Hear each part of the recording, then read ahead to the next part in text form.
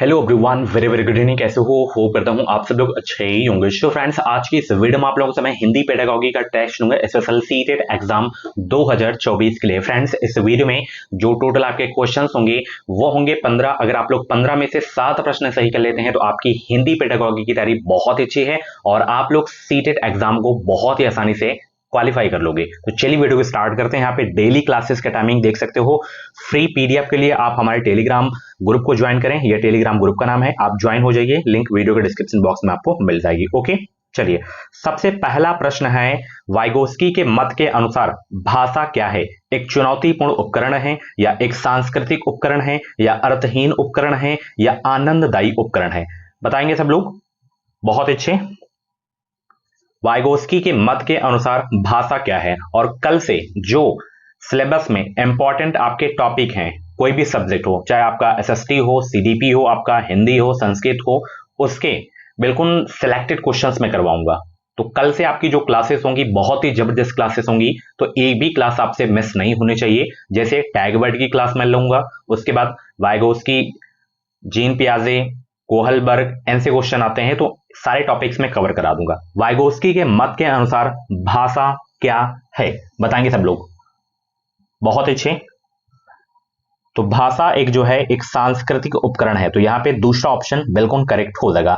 अगला प्रश्न है, भाषा कोई पृथक वाक्य या शब्द नहीं है, इसलिए अध्यापक को भाषा एक अर्थपूर्ण डैश के रूप में प्रस्तुत करनी चाहिए। विमर्श के रूप में, स्कीमा के रूप में, या पांडुलिपि के रूप में, या उपकरण के रूप में प्रस्तुत करनी चाहिए? बताएंगे सब लोग। बहुत अच्छे। सभी को गुड इवनिंग। सीटेट एग्जाम को क्वालिफाई करना है तो अभी कभी एजुकेशन मिसाइल यूट्यूब चैनल को सब्सक्राइब कर लीजिए।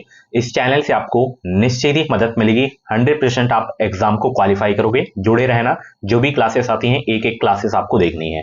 यहाँ पे भाषा कोई जो है पृथक वाक्य या शब्द नहीं है, इसलिए अध्यापक को भाषा एक अर्थपूर्ण जो है विमर्श के रूप में प्रस्तुत करनी चाहिए। यहाँ पे विमर्श आ जाएगा, तो 107 का पहला ऑप्शन बिल्कुल करेक्ट हो जाएगा। अगला प्रश्न आपकी स्क्रीन पे है, 2.5 वर्ष का एक बालक अपनी माता को एक पुस्तक पढ़ते हुए देखता है। वह भी पुस्तक को के जो है पृष्ठ पलटता है और पुस्तक को उलटता पुलटता है और मुद्रित भाषा को पढ़ने का प्रयत्न करता है। इस बच्चे को किस श्रेणी में रखेंगे? प्रारंभिक, पाठक, लेखक, या जो है वक्ता, या अवलोकन करता? बताएंगे सब लोग। इसका राइट आंसर क्या हो जाएगा? 2.5 वर्ष का एक बालक अपनी माता को एक पुस्तक पढ़ते हुए देखता है। वह भी पुस्तक के पृष्ठ पलटता है और पुस्तक को उलटता पुलटता है और मुद्रित भाषा को पढ़ने का प्रयत्न करता है। इस बच्चे को पाठक की श्रेणी में हम रखेंगे। ठीक है ना? ऑप्शन यहाँ पे पहला ऑप्शन बिल्कुल करेक्ट हो जाएगा। ठीक है ना? चलिए, स्वर्णिम जागरूकता किसका ज्ञान है? भाषा, संगीत, शब्द, या ध्वनि? स्वर्णिम जागरूकता किसका ज्ञान है? बताएंगे सब लोग। तो स्वर्णिम जागरूकता किसका ज्ञान है? ध्वनि का है। ऑप्शन चौथा आपका बिल्कुल करेक्ट हो जाएगा। नेक्स्ट क्वेश्चन आपकी स्क्रीन पे है, एक बालक को यह समझ है कि किसी कागज पर मुद्रित या लिखित सामग्री अर्थपूर्ण शब्दों को प्रस्तुत करती है और यह शब्द बोली जाने वाली भाषा से संबंधित है। उसमें किसका विकास हो चुका है? मुद्रित या लिखित सामग्री की जागरूकता का, या प्रश्नों की जागरूकता का, या अर्थ की जागरूकता का, या स्वर्णिम जागरूकता का? बताएं इसका राइट आंसर क्या हो जाएगा? क्वेश्चन को अच्छे से रीड कर लीजिए, फिर आप लोग ऑप्शन देखिए अच्छे से। 110 का राइट आंसर क्या होगा? एक बालक को यह समझ है कि किसी कागज पर मुद्रित या लिखित सामग्री अर्थपूर्ण शब्दों को प्रस्तुत करती है और यह शब्द बोली जाने वाली भाषा से संबंधित है। उसमें किसका विकास हो चुका है? बताइए। तो उसमें देखिए, मुद्रित या लिखित सामग्री की जागरूकता का विकास हो चुका है। पहला ऑप्शन बिल्कुल करेक्ट हो जाएगा। नेक्स्ट क्वेश्चन, जब पाठकों से अपेक्षा की जाती है कि वे किसी पाठ्य सामग्री के प्रत्यक्ष या निष्कर्ष वाले अर्थ से आगे जाएं, यह किस पर आधारित होगा? पाठ्य सामग्री की पुनः प्राप्ति एवं समझ पर, या मूल्यांकन और प्रतिबिंबन, जिसे गहन चिंतन बोलते हैं, अपने शब्दों में कहना और सारांशीकरण करना, या बारीकी और सरसरी तौर पर पठन? बताएं। 111 का जवाब दीजिए सब लोग। सभी को गुड इवनिंग भाई। वीडियो को लाइक जरूर कर देंगे, सभी से रिक्वेस्ट है, और चैनल को सब्सक्राइब जरूर कर लेंगे। 111 का जवाब दीजिए, जब पाठकों से अपेक्षा की जाती है कि वे किसी पाठ्य सामग्री के प्रत्यक्ष या निष्कर्ष वाले अर्थ से आगे जाएं, यह किस पर आधारित होगा?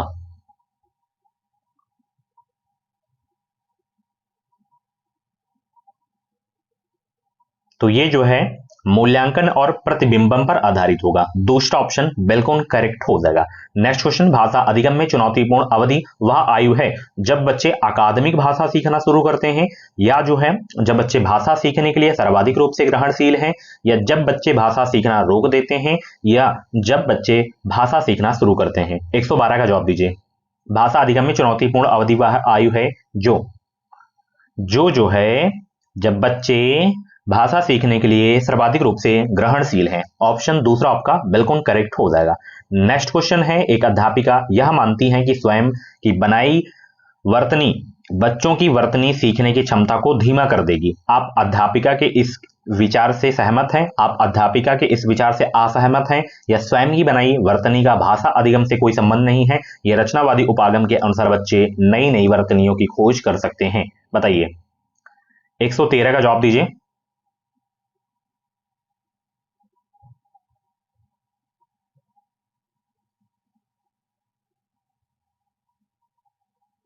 तो यहां पे आप जो है अध्यापिका के इस विचार से असहमत हैं। दूसरा ऑप्शन बिल्कुल करेक्ट हो जाएगा। अगला प्रश्न है, प्राथमिक स्तर पर विद्यार्थियों के लिए पढ़ाई का माध्यम क्या होना चाहिए? मातृभाषा, हिंदी, अंग्रेजी या राज्य की भाषा? यह प्रश्न सभी का सही होना चाहिए, बिल्कुल नॉर्मल क्वेश्चन है।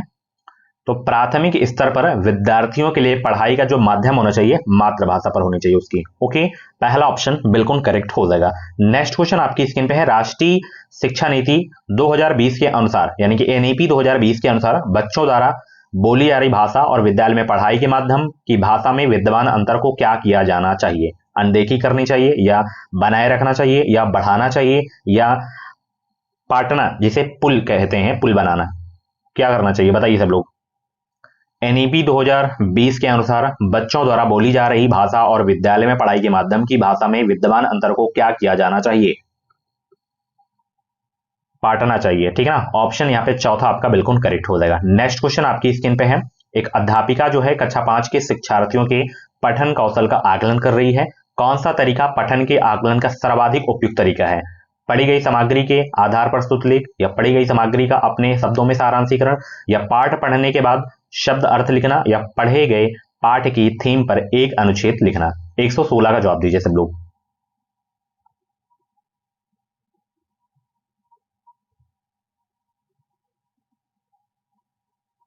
सर्वाधिक उपयुक्त तरीका कौन सा इसमें? पढ़ी गई सामग्री का अपने शब्दों में सारांशीकरण करना, यही आपका सबसे उपयुक्त तरीका है। ओके, चलिए। विक्रम का जन्म मध्य प्रदेश में हुआ और इसके जो है 6 वर्ष बाद उसके पिता का स्थानांतरण केरल में हो गया। वहां विक्रम को एक अंग्रेजी माध्यम के विद्यालय में प्रवेश दिया गया, किंतु कुछ ही महीनों में उसने मलयालम सीख ली। इस स्थिति में विक्रम ने अपने प्रवेश से मलयालम जो है अर्जित की, या विद्यालय से मलयालम सीखी, या किसी अध्यापक से मलयालम सीखी, या भाषा अध्यापक से मलयालम सीखी? 117 का जवाब दीजिए। यहाँ पे प्रश्न को देखना, विक्रम का जन्म जो है मध्य प्रदेश में हुआ और इसके 6 वर्ष बाद उसके पिता का स्थानांतरण केरल में हो गया। केरल की भाषा क्या है? मलयालम होती है, और वहां पे उसका जो प्रवेश हुआ है अंग्रेजी माध्यम के विद्यालय में हुआ, तो वो मलयालम भी सीख गया कुछ समय बाद। तो वो जो है अपने प्रवेश से मलयालम अर्जित किया है, ठीक है ना, अपने प्रवेश से मलयालम अर्जित किया है। पहला ऑप्शन बिल्कुल करेक्ट हो जाएगा। भाषा की पाठ्यपुस्तकों में जो है चित्रों से शिक्षार्थियों को क्या लाभ मिलता है? बिना पढ़े पूरी पाठ्य सामग्री समझ लेते हैं, या सहपाठियों की मदद से पढ़ते हैं और सीखते हैं, या पाठ्य सामग्री में आए विचारों और घटनाओं को भांपते हैं और अनुमान लगा लेते हैं, या बिना किसी जो है मदद के अपने आप पढ़ते और सीखते हैं? 118 का जवाब दीजिए। भाषा की पाठ्य पुस्तकों में चित्रों से शिक्षार्थियों को क्या लाभ मिलता है? तो इसमें शिक्षार्थियों को जो लाभ मिलता है, पाठ्य सामग्रियों में आए विचारों और घटनाओं को भांपते और अनुमान लगा लेते हैं, यही आपका होता है, ठीक है ना। तीसरा बिल्कुल करेक्ट हो जाएगा। अगला प्रश्न है, अध्यापिका कक्षा 4 में संज्ञा पढ़ाना चाहती हैं, कौन सी विधि सर्वाधिक उपयुक्त है? संज्ञा की परिभाषा और प्रकार बताना, या पढ़ी जा रही पाठ्य सामग्री में व्यक्ति, स्थान और वस्तु के नामों को रेखांकित करना और उसके बाद संज्ञा की व्याख्या करना, या संज्ञा की व्याख्या करना और इसके बाद विद्यार्थियों से इसके उदाहरण पूछना, या संज्ञा शब्दों पर आधारित कार्यपत्रक पूरा करने के लिए कहना है? 119 का जवाब दीजिए। अध्यापिका कक्षा 4 में संज्ञा पढ़ाना चाहती हैं, कौन सी विधि इसमें सबसे उपयुक्त होगी? तो ये वाली होगी, दूसरी वाली, ठीक है। चलिए अगला प्रश्न है, एक अध्यापिका अनुच्छेद लेखन के लिए प्रक्रिया आधारित उपागम का अनुसरण कर रही है। शिक्षार्थियों में लेखन कौशल विकसित करने का सही तरीका क्या है? विद्यार्थियों को अनुच्छेद लेखन के बारे में पढ़ने के लिए कहना, या टॉपिक से संबंधित मस्तिष्क में आ रहे बिंदुओं को नोट करने के लिए कहना, या विषय से जुड़े मुख्य बिंदुओं की अपेक्षा व्याकरणिक गलतियों पर ध्यान देने के लिए कहना, या सर्च इंजन का प्रयोग करते हुए कुछ विचार बिंदु पकड़ने के लिए कहना। बताइए सही तरीका क्या है लेखन कौशल विकसित करने का? 120 का जवाब दीजिए। शिक्षार्थियों में लेखन कौशल विकसित करने का सही तरीका क्या है? सबसे सही तरीका बताना है आपको, ये वाला है कि टॉपिक से संबंधित मस्तिष्क में आ रहे बिंदुओं को नोट करने के लिए कहना है। ओके सो फ्रेंड्स, ये थी आज की जो है हिंदी पेडागॉजी वीडियो। कैसी रही वीडियो कमेंट बॉक्स में अपना फीडबैक जरूर देना। 15 में से कितने क्वेश्चन आपके करेक्ट हुए हैं कमेंट बॉक्स में अपना स्कोर जरूर बताना। और भी वीडियोस अगर आप लोगों को देखनी है तो आप प्लेलिस्ट में जाके देख सकते हो। सीटेट दिसंबर 2024 के नाम से प्लेलिस्ट हो गया, इसमें आपको सारी की सारी वीडियोस मिल जाएंगी। थैंक यू सो मच, मिलते हैं अगली वीडियो पे। Bye bye, take care.